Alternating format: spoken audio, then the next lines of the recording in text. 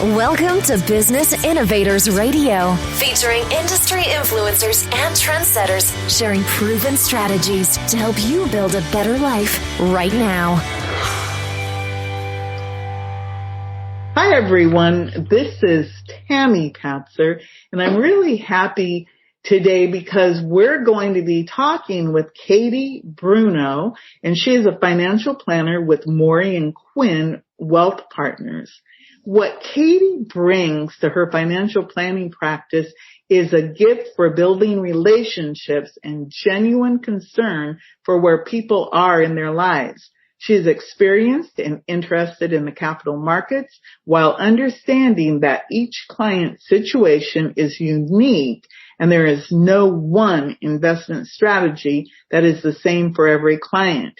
While Katie serves a very diverse group of clients, she specializes in working with women who are faced with immediate financial decisions as a result of life-changing events. Her disciplined process is about meeting clients where they are, figuring out where they want to go, and creating a roadmap to meet their unique needs. Katie is a certified financial planner professional, as well as she has credentials for working with divorced women, and I'll let her tell us more about that. So Katie, tell me more about some of those credentials that I skipped over. Great. Thank you, Tammy, and thank you for having me as a guest on your podcast. As you mentioned, I am a certified financial planner, and I'm also a certified divorce financial analyst.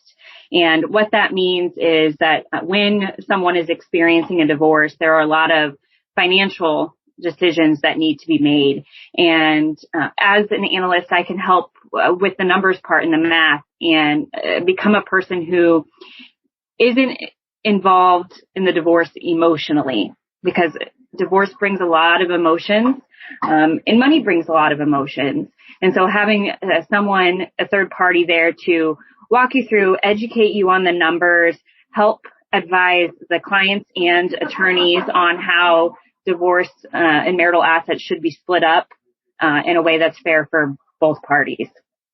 I am additionally have my master's degree in investment management and financial analysis.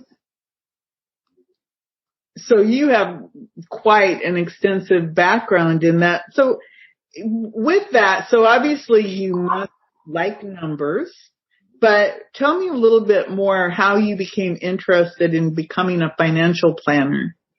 Sure. So I started in this business in 2013, and I had no experience with money. Both of my parents lived paycheck to paycheck, had never saved much money. I didn't really even understand the concept of an IRA or a savings account. When I was in college, I wanted to get a summer job that would keep me here in Omaha, and so I applied for an internship with a financial advisor, and my summer job was just to make his office paperless.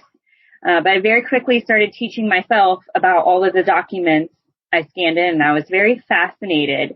And from there I became an assistant, and from there I became a paraplanner, which is the person behind the scenes who's building the financial plans and explaining it all to the clients and working with the clients. And I realized that I was doing a lot of the work as a financial advisor, and that's what I wanted to do. And so once I had realized, you know what, I can do this, and getting to see people enjoy their money, that's one of the best parts about this job, is getting to see people enjoy their money and do it with a way that is rewarding to them, and not having to have stress about money. So I decided I was going to be a financial advisor, and started working on all my credentials to do that. And 3 years ago, I was offered an opportunity to purchase a practice from an advisor here in Omaha. And so I took advantage of every opportunity that has been given to me over the last 9 years and 8 years, and that's how I got to where I am. Wow, that's interesting how you took an internship and discovered, it sounds like your calling to become this financial planner. So tell me a little bit more about who you serve and why you went down that particular path. Sure. So I am passionate about making women feel comfortable with their money and making decisions around their money. And I think there are a lot of misconceptions and fears out there that I'm sure we'll get to later. But once you start working in this business and you realize people really need guidance and need someone to help them understand it. We aren't born, knowing what our credit score is or why you shouldn't pay for things on a credit card or what's a retirement account or how do I get there. And so working with people, it starts with education. And then we start putting together a plan and then following a plan. And so my client base is a very diverse client base. I particularly enjoy working with women who are going through life-changing events, whether that's a divorce, losing a spouse, being forced to retire, or even more recently in the pandemic, being let go from a job and not knowing where to do. Because when you really sit down with them and educate them and help them create a plan, they either realize they're not in as bad of a place as they thought they were, or they leave feeling a sense of hope. Like, okay, I have a plan. I can't control all these things that have just happened to me, whether that's my divorce or losing my spouse or being forced to move from my job. But what I can control is my path forward. And I think that financial planning really gives people that glimpse of hope. Since you brought it up, you talked about some of the dilemmas that women might face. You mentioned divorce, widowhood, maybe even sometimes they might inherit money from a parent. Can you address some of those financial pitfalls that somebody might have to look at that maybe they just at this moment don't even have a clue about? Yep. So I think the first one is, how am I going to pay my bills? That's the first concern everyone has when they're going through divorce or they lost their spouse or all those things. One, how am I going to pay my bills? And income, right? That's all about the income coming in and the cash flow. And that's really the first question we have to tackle is, how much are you spending and how much do you have coming in and how are we going to address that gap? I think when it comes to divorce, one of the financial pitfalls we could talk about is maybe not having enough cash on hand just going through the divorce. That's one of the things we talk about. Same thing with losing a spouse. You need cash immediately. And then as time goes, you become in a different mindset where you can make some of those longer term financial decisions, such as, am I on track to retire? Or maybe you're already retired. I know I have several clients who are widows who they just never paid their bills. They have no realistic concept of what bills actually are and how they're going to get that money. So addressing how they're going to live in retirement or how they're going to pay their bills, insurance planning. Okay, do I need insurance? I'm divorced. Addressing all of these tax planning, estate planning, those are some of the things that we would sit down and go through. So you actually when you have this heart-to-heart conversation with someone, you literally talk about every conceivable thing that could happen along the way. It's interesting because I've been a single person for a long time, so I haven't ever had somebody else responsible for paying the bills. But I've heard that a lot, that often women are married and their husband took care of everything, and then when they're gone, all of a sudden they find out, oh, I don't even know how to write a check or how to do some of these things that for someone like me is common. It's just, I had to learn how to do that. So I wanted to ask you a little bit more about your perception of the benefits of working with a financial advisor, and why is it important that all of these plans be personalized? Sure. I think two things. One, your goals are not everyone else's goals. And so that's where we start with having a personalized process. Maybe you want to travel 3 times a year and spend $10,000, and another client wants to buy a second vacation home, and maybe another client just wants a very quiet retirement. So figuring out what the financial goals are is the reason that we have to have personalized plans. And once we know what a client needs, what their goals are, what their needs are, then you can create an investment strategy that will meet those needs. Okay, I know you need this much money a year. This is the type of investment that will get us there.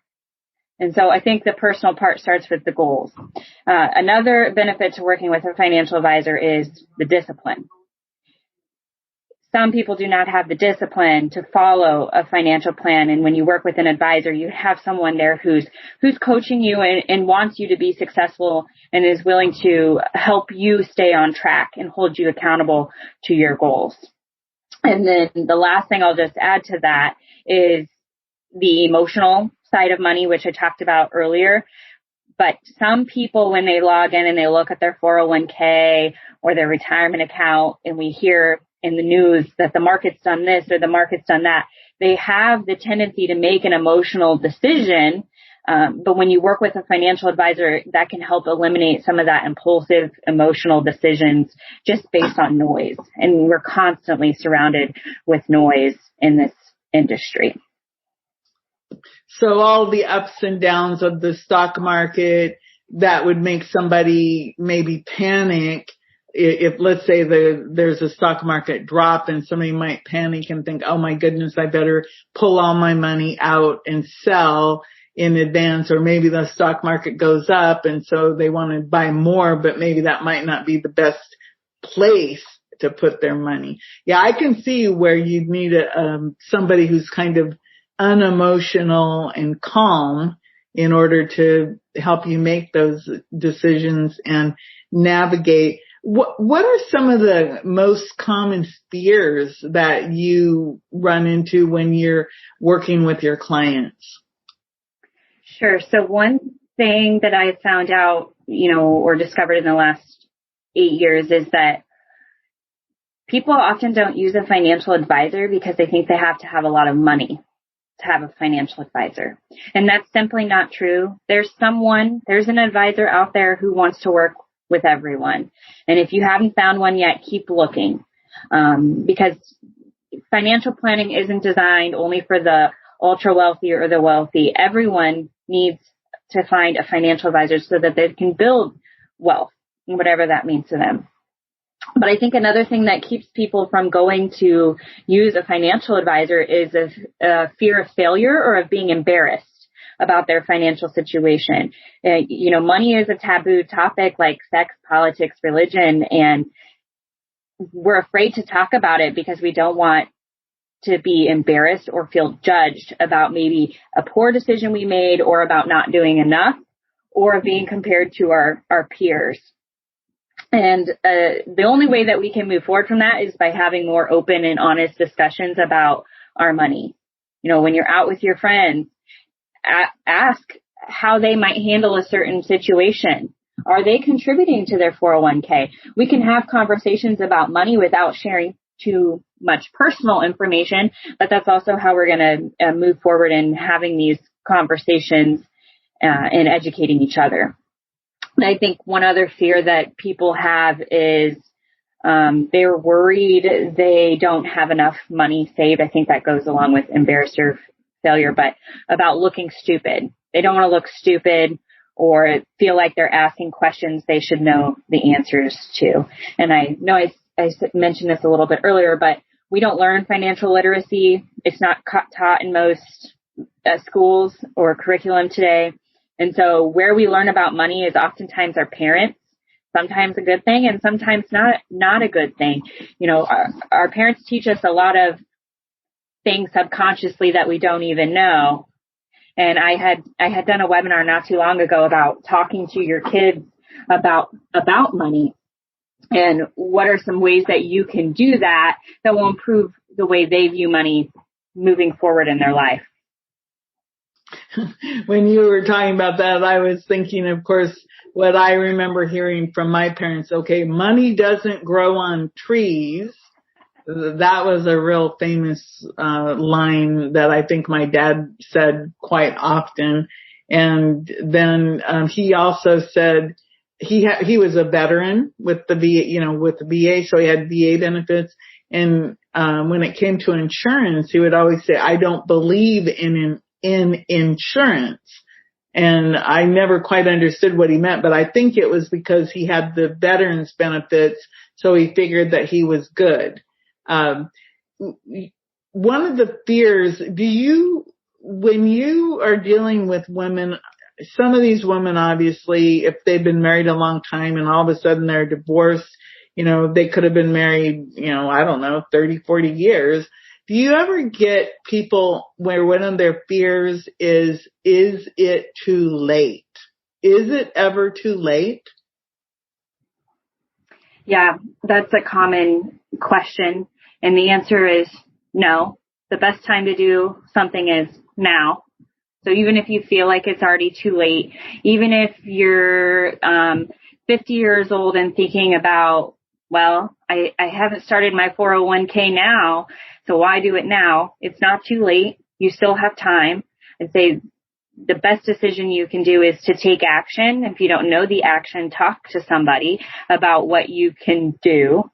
Even if, you know, you're in your 60s or 70s, and I have had consultations with clients who come to me and want to retire, and maybe they're not in a good financial situation where they have a lot of debt.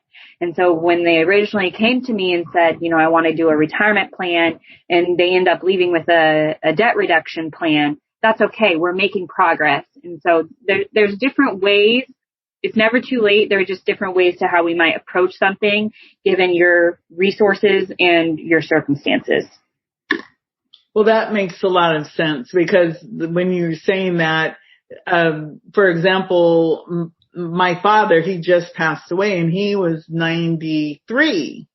So if I'm 60, that means that's 33 years beyond now. And that's a long time to have, you know, you have to be living, and have some type of money coming in so that you can support yourself. So I imagine for some people, you know, if they, like me, I look and go, well, that's 33 years that I have a potential of, you know, if my dad made it that far, I might make it that far. And so that's quite a few years to think of. So as I wanted to ask you a little bit more about you and the success that you've had along the way. What have been some of the events that you've experienced that really have helped you to become successful? Because like you said, you took advantage of that opportunity when someone was selling their practice or whatever it's called in financial planning land. Yes. And hard work. Definitely, it's not easy to be a financial advisor. It's not easy to be a financial advisor in general, and then add in youth and gender. And there are some additional complications. There are still some stigmas around what a financial advisor looks like and talks like and acts like. And those are barriers that younger advisors, we have to overcome. And making people think that I know something about money is challenging with some older clients. They look at you or me and they say, oh, she's a young girl. And I still have clients who think I'm an assistant to the partner in my office who will ask me, he going to be mad you're not back? And I'm like, no, you pay my salary, not him.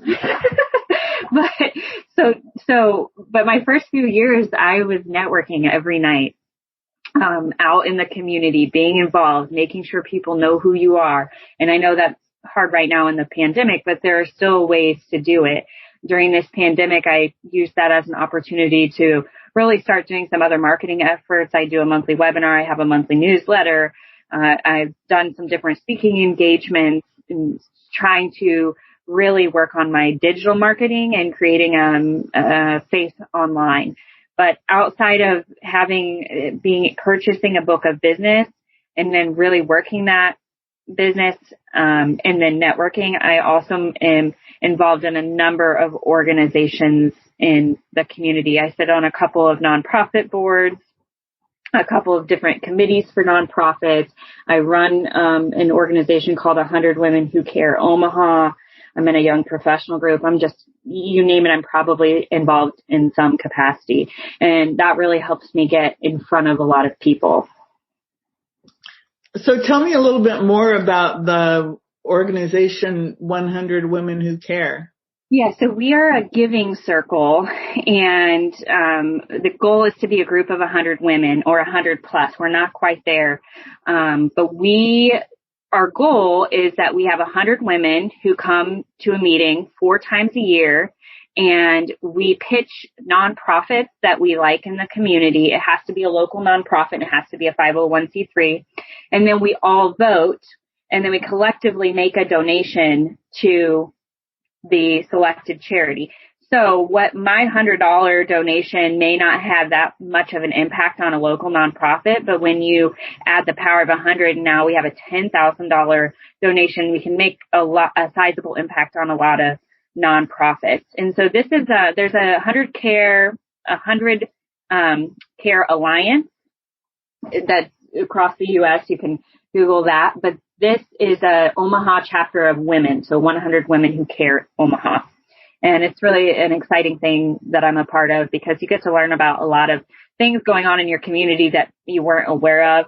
And I never leave a meeting without learning about a new nonprofit and even being able to share with people who may need services of a nonprofit or people that I know who have things they want to help with or are passionate about but may not know the right nonprofit to be involved with. Wow, that's really phenomenal. You said that you do webinars on a regular basis, I guess once a month. What typically are the webinars about? So any financial topic, and I'm always looking for new ideas, so anyone listening has a topic, feel free to reach out to me on that. But this month I'm doing it on what to do with your inheritance. So people who come into money who may not know where to start. But I've done them on everything from talking to your kids about money to a market update, to financial implications of divorce, to budgeting and spending habits. So I'm always looking to provide information to people that's understandable and relatable. And occasionally I'll even partner with someone local or someone who has specific knowledge in a certain area, like an estate planning attorney or a CPA, and we may go into in depth on talking about some relevant or timely topic there. So with your background in helping divorced women or women in transition, do you ever do any podcasts or radio shows about those topics? I have not yet. I've done a couple of webinars on similar topics, and I've been guests on a women's empowerment, a local women's empowerment show here, and I have taught classes to divorce attorneys on financial aspects of a divorce, but I've not specifically done a podcast. I don't have my own, and I haven't done a ton of them on other people specifically about women in transition, but definitely something on my radar. Well, I think you definitely have a lot of really good information and teaching about this topic. I mean, just listening to you, I've learned quite a bit. if somebody wants to reach out to you, what's the best way to do that? Whatever is easiest for you is what I always say. You can find me on LinkedIn or Facebook, Katie Bruno, CFP.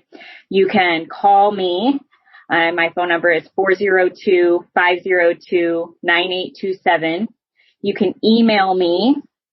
You can look me up on my website, and there's a link to contact me there with even a link to schedule an appointment if you wanted to. And so then my email is katie.bruno@raymondjames.com. But I would say whatever is easier for you to make the first step in reaching out, that's the way you should do it. I'm pretty flexible. Okay. So I have another question that I've been thinking of. So if you are somebody who's trying to figure something out about your financial situation, what would the process look like to start working with a financial planner or a financial advisor? Sure. So the first thing is to do your homework. You want to work with someone who knows they have your best interest. There's a quote or a mantra that I live by, and it's people don't care what you know until they know that you care. And when you're picking out a financial advisor, do your own interview with them. You should be asking them what their process is, how they get compensated, what kind of investments they use, how frequently you can expect to hear from them. I'd say interview a couple of different financial advisors and find one, because you want it to be someone whose values are aligned with yours and that you will feel comfortable having open, honest, vulnerable conversations about money. Now, I can tell you that my process starts with just an introductory conversation, and I don't ever follow a strict agenda when I do that, because a lot of times somebody will reach out and put something on my calendar, and then it's that first conversation we have where I realize, okay, there's a lot more going on here. And so after we have that initial consultation or conversation, then I'll put together a agenda moving forward for a second or third meeting. And I always tell people that, we're on their timeline. I don't want you to keep putting something off. There's a difference between procrastination and making an educated, thoughtful decision. And so take your time, do your research, and find someone that it just feels right. I'm sure you can relate to that. Well, I think everyone can relate to that, especially in these times when, like right now, we're in a pandemic and people are having, like you said earlier, maybe they've lost a job or they're experiencing a life change like a divorce or widowhood or inheritance. Life right now is so up and down.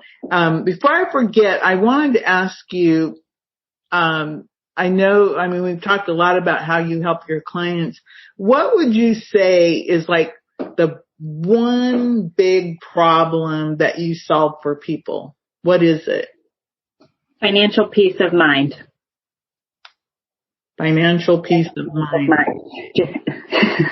That is a pretty big problem that needs to be solved, because if you have peace of mind, the more I talk to you, the more I'm going, again, the reason I asked you about, is it too late? Because many people, for example, back in the real estate crash or that time in 2008, I think the 401ks and everything crashed also in the 2000s. So I imagine that's always on people's minds, the what ifs and how do I recover from all of these different episodes. And would you say that talking with a financial planner would give somebody peace of mind if they're in that recovery mode? I think so. And especially this year, it was an emotional roller coaster and it was a roller coaster even with the stock market and the pandemic. In the crisis of 2007, 2009, the market was down about 45% at one point. And if you held on and if you owned good stuff and you held on and didn't make any emotional or impulsive decisions, you eventually got your money back. And we experienced a very similar thing in March of this year. We had a 34% loss on the market, and it was quick, and people were scared. And people were scared about their health. For a while there, we had people who wouldn't leave their house. It was a scary moment for a lot of people, and just not enough information. And that's kind of how it works with your money. You're scared and you don't have enough information to make the right decision. But this year, the market was fully recovered from those losses within a few months. So we had a much quicker rebound than we had in the Great Recession. Now, the financial peace of mind part, I don't think I really went a lot of meetings this year without talking about either the election or COVID, because people were worried about what those two things would do, impact those two things would have on their money. So I'm going to joke when I say this, but sometimes I'm just a therapist. But even, people will call and we'll have a conversation like, okay, you know what, I feel better. And when you have a financial plan, we've talked about what would happen to your when you have a true financial plan. We have conversations about what would this look like if we had another Great Recession the year you retired. And I can tell you what that would look like using the financial planning tools that I use. Or you could say, you know what happens if I lose my job? Or what happens if I have a long-term care event and need nursing home care? What does that do to my financial plan? And these are all situations that I can help. And so when these conversations do come up, and I had a lot of these conversations this year, the market's down, just remember, we have a long-term plan. This day-to-day stuff is noise. We have a plan. We know, we've run the numbers. We know, and we're hopeful about the future. So that sounds like a good place for us to cap our conversation, to remind people that a lot of the ups and downs is called noise. And that if you have this relationship with your financial planner advisor, then you have somebody to talk about, and they literally, like you just said, you can talk somebody off the edge because you're looking at it from an educated perspective, and you can run all the scenarios and tell them, well, if this happens, this is what happens to your money and what we need to do to counter that.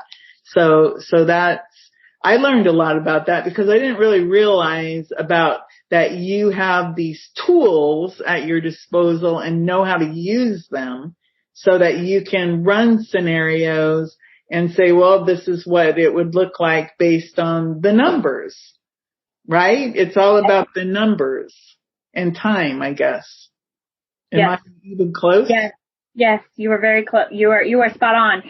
It's about the math has to add up. Math wins, but timing matters too. I mean, you can't come to me and say, I want to be a millionaire tomorrow. I can't make you any promises with that, but I can tell you what we would need to do to get you where you want to go and show you what some hiccups along the way would look like and do. But I think just providing that plan really makes people feel more grounded and disciplined in their financial goals.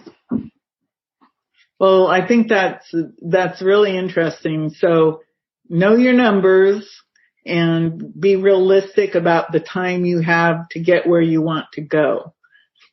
So and find an advisor. So everyone, we've been speaking with Katie Bruno, and she is a financial planner with Morey Quinn Wealth Partners.